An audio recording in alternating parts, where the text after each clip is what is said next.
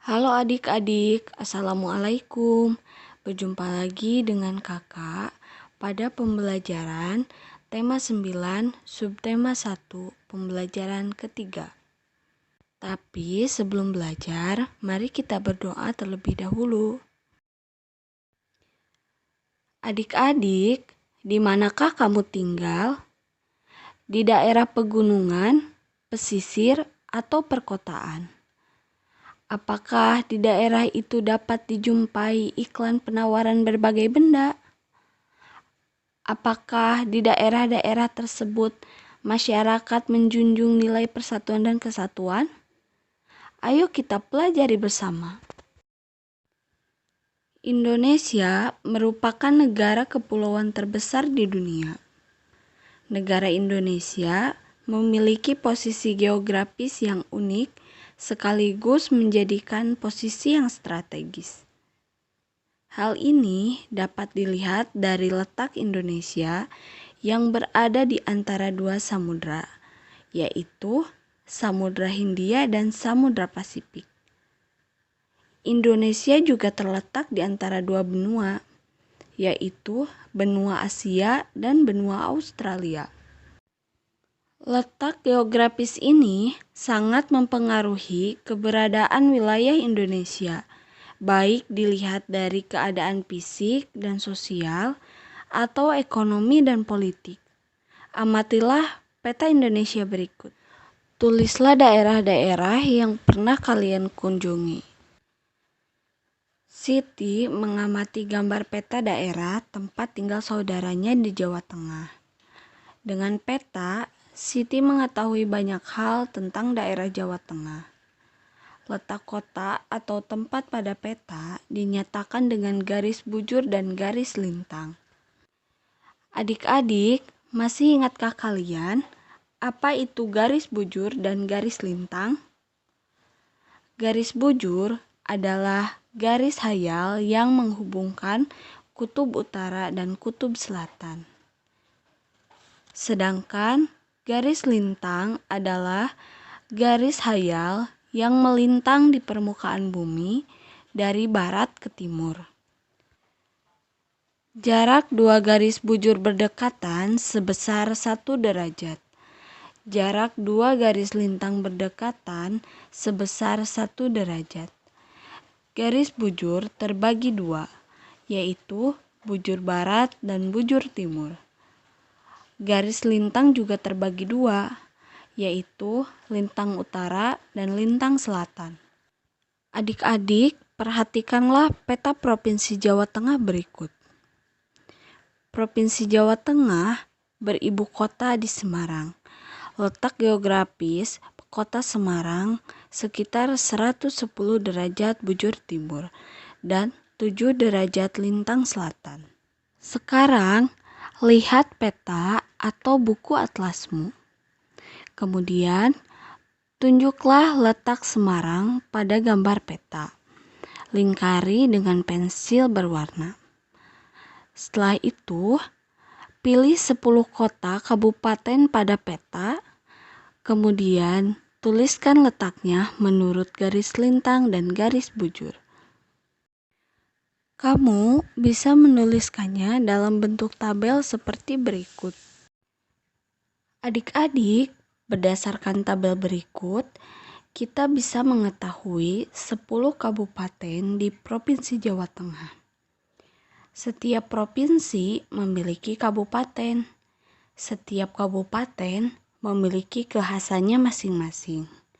Namun demikian, tentu saja antara kabupaten yang satu dengan yang lainnya tetap menjunjung persatuan dan kesatuan. Tidak hanya di lingkungan kabupaten, dengan orang terdekat pun kita harus menjunjung persatuan dan kesatuan. Adik-adik, yuk perhatikan gambar berikut. Paman Siti dan para tetangga bekerja sama membersihkan lingkungan rumah.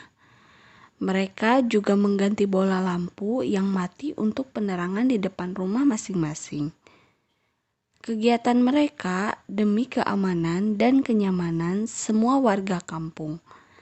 Kegiatan mereka itu mencerminkan hidup rukun dalam persatuan dan kesatuan.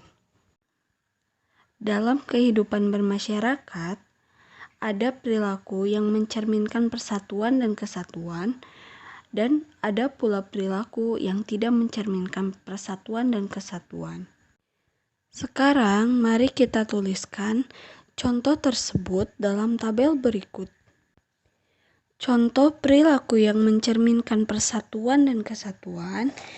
Yang pertama adalah membersihkan lingkungan bersama-sama.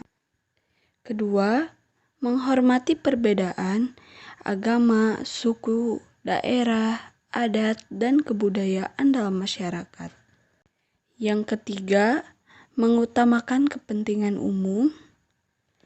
Keempat, bermain dengan siapa saja tanpa membedakan suku, agama, ras, ataupun daerah. Sedangkan contoh perilaku yang tidak mencerminkan persatuan dan kesatuan, yaitu yang pertama, tidak pernah ikut serta dalam membersihkan lingkungan, selalu mempermasalahkan perbedaan agama, suku, daerah, adat, dan kebudayaan dalam masyarakat. Yang ketiga, mengutamakan kepentingan pribadi. Keempat, hanya bermain dengan teman yang memiliki persamaan suku, agama, ras, ataupun daerah. Adik-adik, secara geografis, negara Indonesia membentang antara 6 derajat lintang utara sampai 11 derajat lintang selatan, dan 95 bujur timur sampai 141 bujur timur, yaitu dari Sabang sampai Merauke. Oleh karena itu, perlu adanya rasa persatuan dan kesatuan. Apakah kamu mengetahui makna persatuan dan kesatuan bangsa Indonesia? Makna penting di dalam persatuan dan kesatuan bangsa Indonesia adalah sebagai berikut. Yang pertama, rasa persatuan dan kesatuan menjalin rasa kebersamaan dan saling melengkapi antara satu dengan yang lainnya. Kedua, menjalin rasa kemanusiaan dan sikap saling toleransi serta rasa harmonis untuk hidup berdampingan secara rukun dan damai. Ketiga, menjalin rasa persahabatan, kekeluargaan, dan sikap tolong-menolong antar sesama, serta sikap nasionalisme.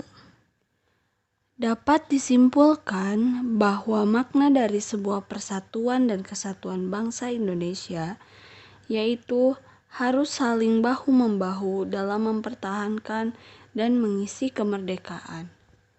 Adik-adik, untuk memperkukuh persatuan dan kesatuan bangsa Indonesia, dibuatlah iklan ajakan atau seruan seperti berikut. Marilah kita memperkukuh persatuan dan kesatuan bangsa untuk meneruskan pembangunan nasional. Masih ingatkah kalian apa yang dimaksud dengan iklan? Iklan adalah pemberitahuan mengenai suatu barang atau jasa kepada masyarakat umum supaya mereka tertarik untuk membeli serta menggunakan barang atau jasa yang ditawarkan tersebut. Adik-adik, untuk lebih memahami iklan, cobalah cari contoh iklan di media cetak, kemudian gunting iklan tersebut dan tempelkan pada buku tugasmu. Lalu, ceritakan isinya kepada teman-temanmu. Demikianlah adik-adik pembelajaran tema 9 subtema 1 dalam pembelajaran ketiga. Tetap semangat untuk senantiasa belajar walaupun di rumah saja. Semoga bermanfaat. Wassalamualaikum warahmatullahi wabarakatuh.